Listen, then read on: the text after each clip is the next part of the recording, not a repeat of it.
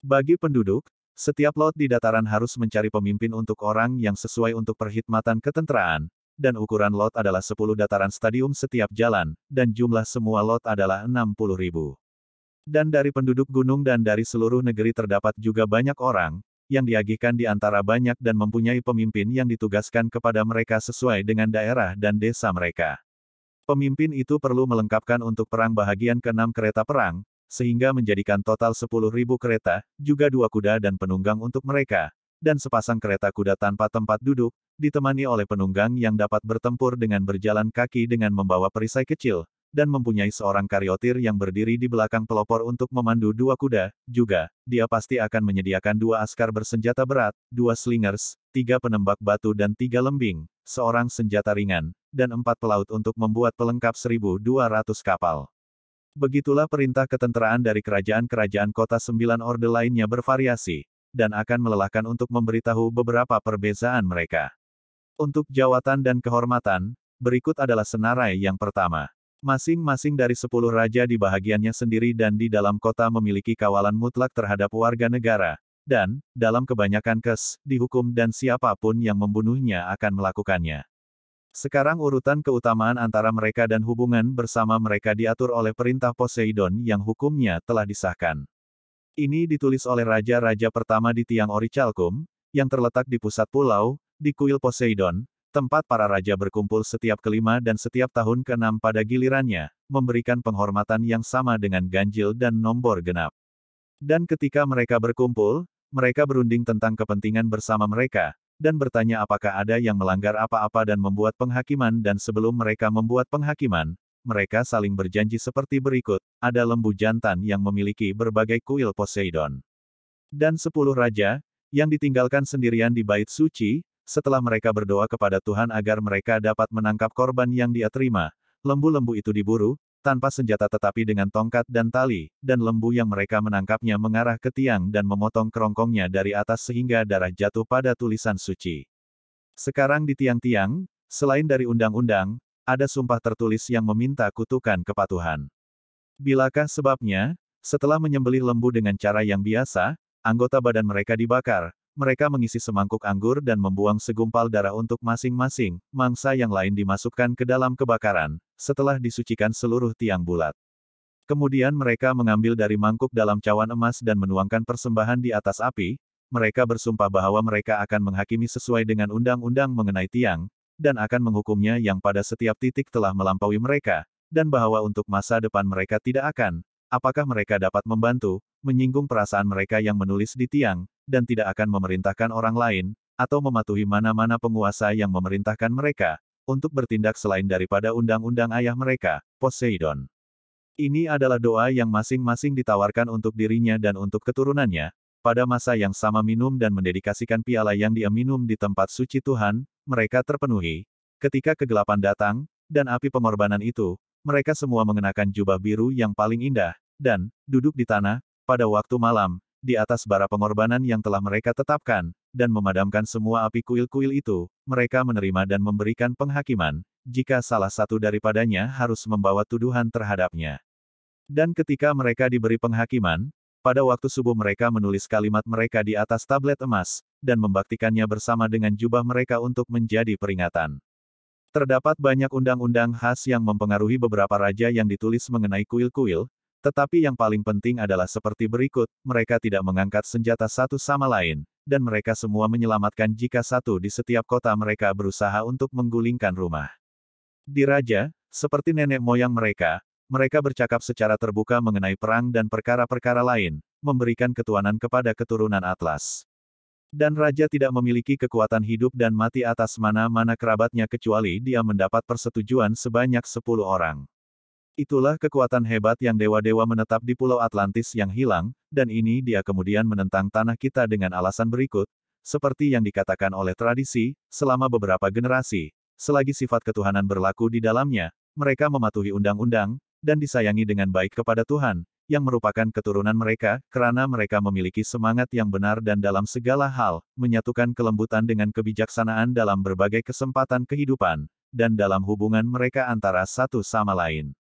Mereka membenci segala-galanya kecuali kebajikan, tidak peduli dengan negara tempat mereka tinggal sekarang, dan menganggap enteng tentang pemilikan emas dan harta benda lain, yang kelihatannya hanya membebankan mereka, bukan bahwa mereka mabuk mewah, kekayaan juga tidak menjauhkan diri dari kawalan diri, tetapi mereka mabuk, dan melihat dengan jelas bahwa semua perkara ini meningkat dalam kebaikan dan persahabatan antara satu sama lain, sedangkan dengan terlalu banyak perkara dan rasa hormat terhadap mereka, mereka hilang dan persahabatan mereka dengan mereka. Dengan renungan seperti itu dan oleh kesinambungan ilahi mereka di dalamnya, sifat-sifat yang telah kita gambarkan tumbuh dan meningkat di antara mereka, tetapi apabila bahagian ketuhanan mulai pudar, dan menjadi cair terlalu kerap dan terlalu banyak dengan campuran fana, dan sifat manusia mempunyai kelebihan, mereka kemudian, tidak dapat menanggung nasib mereka, berkelakuan sewajarnya, dan setiap orang yang mempunyai mata untuk melihat tumbuh kelihatan hina, bagi mereka untuk kehilangan hadiah berharga yang paling adil.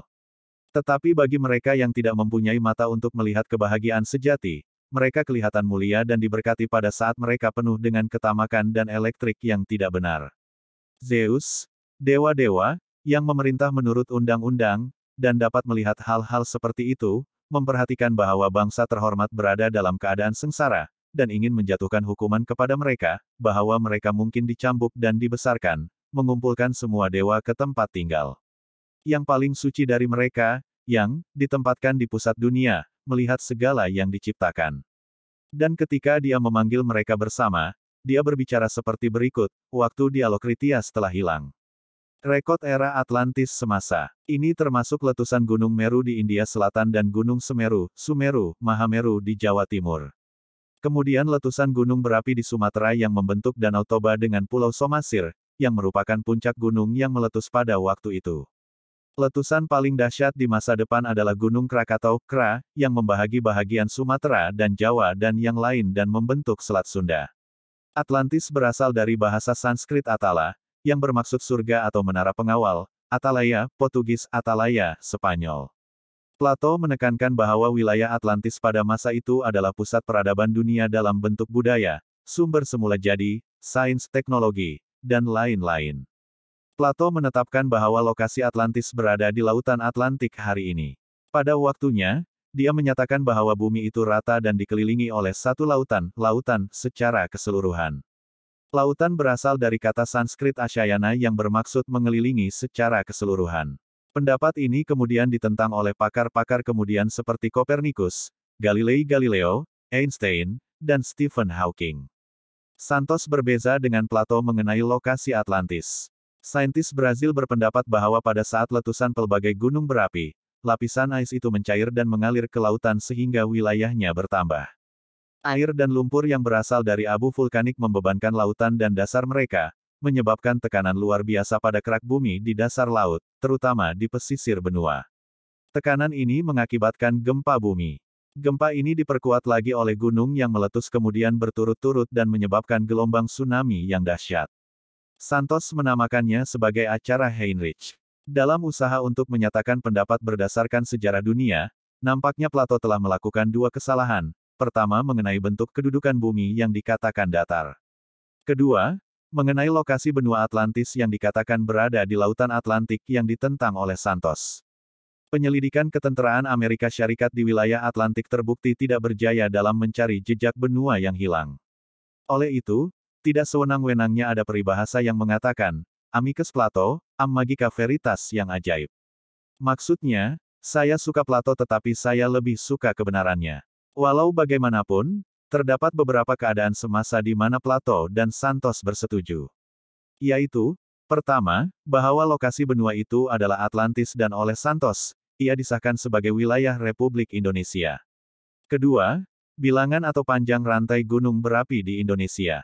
Antaranya ialah Kerinci, Talang, Krakatoa, Malabar, Galunggung, Pangrango, Merapi, Merbabu, Semeru, Bromo, Agung, Rinjani. Sebilangan gunung telah atau sedang aktif lagi. Ketiga, mengenai aliran lumpur akibat letusan gunung berapi yang abunya dicampurkan dengan air laut menjadi lumpur. Lumpur ini di laut kemudian meresap ke darat di darat.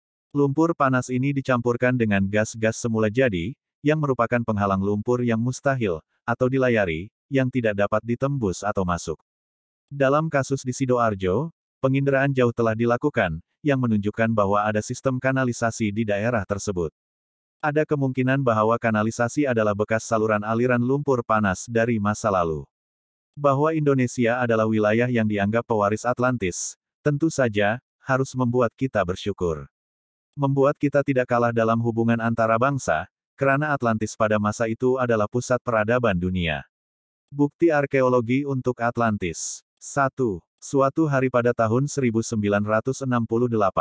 Kepulauan Bimini di sekitar lautan Atlantik di gugusan Pulau Bahamas, laut tenang dan jernih seperti kaca terang, tembus ke dasar laut.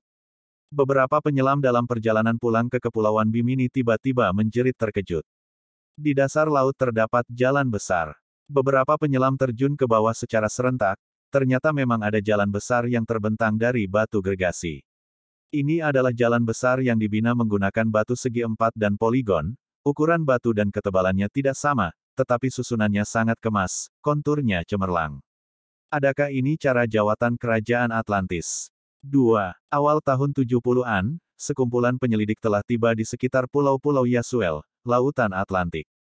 Mereka telah mengambil inti karang dengan melakukan pengeboran pada kedalaman 800 meter di dasar laut. Secara ilmiah, tempat ini benar-benar merupakan tanah pada 12.000 tahun yang lalu. Kesimpulan yang dibuat berdasarkan teknologi saintifik sama seperti yang dijelaskan oleh Plato. Namun, apakah di sini tenggelamnya kerajaan Atlantis? 3. Pada tahun 1974, sebuah kapal pemerhati marin USSR membuat 8 keping gambar yang, apabila diekstrak, membentuk karya manusia kuno. Adakah ini dibina oleh orang Atlantik? 4. Pada tahun 1979, saintis Amerika dan Perancis dengan instrumen yang sangat canggih menemui piramid di dasar laut, segitiga kematian, Laut Bermuda. Panjang piramid kira-kira 300 meter, tingginya kira-kira 200 meter, bahagian atas piramid dengan permukaan lautan hanya 100 meter, lebih besar dari piramid Mesir. Bahagian bawah piramid terdapat 2 lubang raksasa, air laut dengan kelajuan yang luar biasa mengalir di bahagian bawah lubang. Piramid hebat ini, adakah ia dibina oleh penduduk Atlantis? Pasukan kerajaan Atlan menakluki Mesir, adakah Atlantik membawa tamadun piramid ke Mesir? Benua Amerika juga memiliki piramid, apakah itu berasal dari Mesir atau apakah itu berasal dari kerajaan Atlantis? 5. Pada tahun 1985, 2 pelaut Norway menemui sebuah kota kuno di bawah kawasan laut, segitiga kematian. Dalam foto yang diambil oleh mereka berdua, ada dataran, jalan dan lorong menegak dan mendatar, rumah berbumbung berkubah, arena pertempuran, binatang, kuil, tebing sungai. Mereka berdua berkata, kepercayaan mutlak, apa yang kami dapati adalah benua Atlantik, tepat seperti yang dijelaskan oleh Plato. Adakah itu benar? Sayangnya, piramid dasar laut segitiga Bermuda berjaya diselidiki dari permukaan laut dengan menggunakan instrumen canggih. Hingga sekarang tidak ada saintis yang dapat memastikan apakah sebuah bangunan sebenarnya dibangun oleh kekuatan manusia, karena mungkin puncak gunung bawah laut, berbentuk piramid. Foto-foto tinggalan bangunan kuno di dasar laut yang diambil oleh pasukan ekspedisi Rusia, juga tidak dapat membuktikan ada bekas situs kerajaan Atlantis. Selepas itu, ada pasukan ekspedisi yang menyelam ke dasar lautan di sepanjang jalan berbatu di dasar lautan Atlantik di Pulau Bimini, mengambil sampel, jalan batu, dan melakukan penyelidikan dan analisis makmal. Hasil kajian menunjukkan bahwa jalan batu ini berusia kurang dari 10.000 tahun. Sekiranya jalan ini dibuat oleh kerajaan Atlantis, setidaknya 10.000 tahun. Mengenai foto yang ditunjukkan oleh 2 pelayar Norway itu, tidak ada yang dapat dibuktikan sehingga sekarang. Satu-satunya kesimpulan yang betul yang dapat ditarik ialah bahwa terdapat daratan yang tenggelam di dasar lautan Atlantik. Sekiranya benar bahwa di atas Laut Atlantik pernah ada kerajaan Atlantis, dan kerajaan Atlantis benar-benar tenggelam ke dasar Laut Atlantik, maka jejak dasar Laut Atlantik pasti dapat dijumpai. Sehingga baru-baru ini, kerajaan Atlantis tetap menjadi misteri sepanjang zaman. Dan memang benar, dari apa yang saya lihat di perairan dangkal di dasar Laut Caribbean, terdapat jalan yang sangat panjang dengan struktur yang sangat modern. Selain itu, perairan juga terdapat di beberapa jenis bangunan yang telah musnah. Benarkah benua Atlantis tidak pernah wujud sebelumnya? Beratus-ratus ribu tahun yang lalu ketika bangsa Aryan meninggalkan tanah asal mereka di pesisir Laut Asia, berkembang menjadi tanah baru di Eropa sehingga mencapai kemajuan pada zaman Yunani kuno dan Rom. Pada masa lalu, Sub-Aryan pertama pada zaman prasejarah mendiami India dan jajahan Mesir, yaitu subras kedua menjadi orang Babilonia dan Asyur berdasarkan naskah hieroglifik yang terdapat di kubur Mesir kuno. Subras Aryan ketiga adalah Parsi Iran, subras keempat adalah peradaban Keltik yang mendahului tamadun Yunani dan Rom. Terdapat kekosongan dari zaman subras, yaitu subras akar kelima, sementara yang keenam dan akar ketujuh berkembang dan tersebar di benua utara dan selatan Amerika. Perlumbaan Atlante berada di subrut keempat dan telah berkembang menjadi banyak negara. Bencana besar yang berlaku dalam tamadun Atlantean berlaku 4 bencana, yaitu 1. Era Miosen 800.000 tahun yang lalu. 2. Zaman 200.000 tahun yang lalu. 3. Era 80.000 tahun yang lalu, bencana ini memusnahkan peradaban Atlantis yang meninggalkan Pulau Poseidons, versi Plato. 4. Era tahun 9564 SM, tenggelam Pulau Poseidons. Bukti saintifik mengenai kewujudan benua Atlantis, yaitu 1. Penemuan dasar laut yang cetek dan rata karena tenggelamnya tanah. 2. Penyebaran flora dan fauna yang diketahui dari kesamaan spesiesnya. 3. Dalam perjumpaan tersebut terdapat persamaan dalam jenis bahasa dan etnologi. 4. Terdapat persamaan kepercayaan dan persamaan dalam amalan ritual dan persamaan dalam bentuk bangunan seni bina. 5. Terdapat persamaan asas dalam catatan kuno, tradisi budaya dan legenda budaya terutama kisah banjir besar. Profesor Asa Gray, pakar botani dan zoologi, menyatakan bahwa daripada 66 genre dan 155 spesies yang terdapat di hutan timur pegunungan Rocky, hanya 31 genre dan 78 spesies yang dijumpai yang merupakan genre dan spesies yang berasal dari kawasan ini. Ini membuktikan bahwa ada beberapa hewan dan tumbuhan yang berasal dari daerah lain. Ini juga bukti bahwa kawasan ini pernah bersatu di satu kawasan daratan yang besar dan tidak dibatasi oleh lautan. Seorang ahli botani Jerman, Profesor Kunze berpendapat bahwa tanaman pisang bukan asli Amerika. Pisang berasal dari iklim tropika di sekitar Khatulistiwa, yaitu Asia dan Afrika. Ini membuktikan bahwa peradaban sebelumnya yang membawa pokok ini ke Amerika. Bukti Nusantara Indonesia terdahulu adalah pernah ada peradaban maju yang disebut orang Eropa sebagai Atlantis dan versi lain adalah Ramayana dan Mahabharata yang terjadi setelah era Atlantis sebagai berikut. Tentang pisang, University of Melbourne, Australia meneliti menyimpulkan dan membuktikan, pisang, hanya berasal dan berawal dari suatu daerah, selain genus NCT, yang menghasilkan apa yang disebut, pisang palsu, mereka tumbuh di 130 negara sedangkan varietas aslinya berasal dari Asia Tenggara. Artinya buah pisang yang asli adalah hasil rekayasa genetik yang dibuat oleh manusia, dan itu berasal hanya dari satu wilayah, di mana lokasi tepatnya yang disebut Asia Tenggara. Pisang, Pacoba, atau Pakova, berasal dari istilah, Tupi Pakowa, yang berarti, Papua, tanaman herba dari keluarga Musaceae genus Musa. Varietas pisang Musa balbisiana mengandung biji banyak, sebagai salah satu spesies leluhur dari varietas Bibrida varietas asli, inilah yang hanya bersumber di Indonesia, ada di Papua. Bukti arkeologi dan paleo-environmental baru-baru ini terungkap di Cooksuam di Provinsi Dataran Tinggi Barat New Guinea menunjukkan bahwa tumbuhan ini sudah ada sejak setidaknya 5.000 SM bahkan hingga 8.000 SM.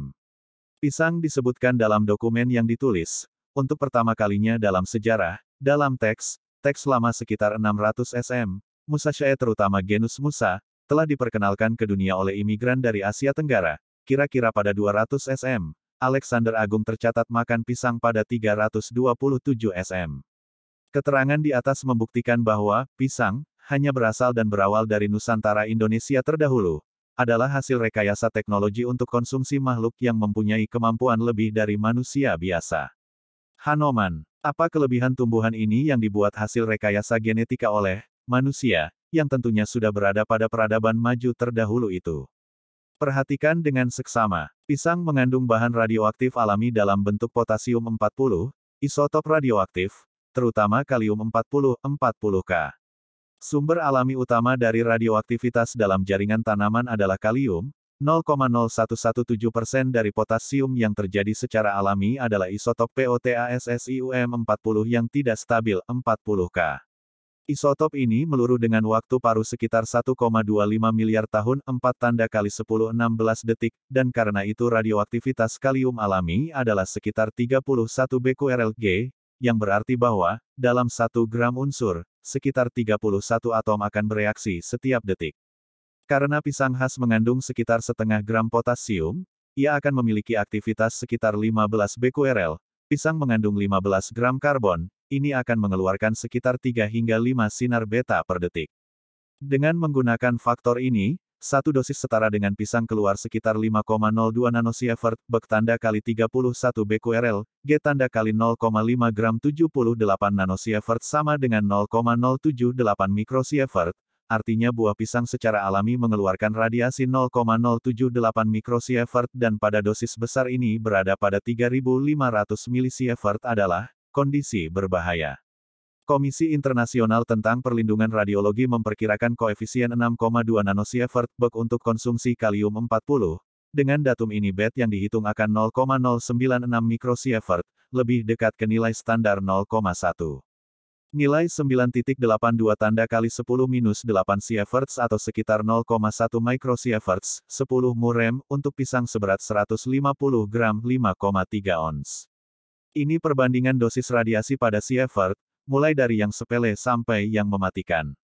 Pisang 150 gram 5,3 ons, sama dengan 0,078 mikrosievert.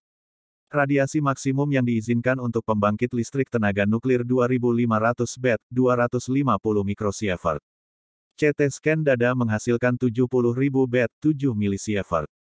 Dosis radiasi yang mematikan adalah sekitar 35 juta BET, 3.500 milisievert.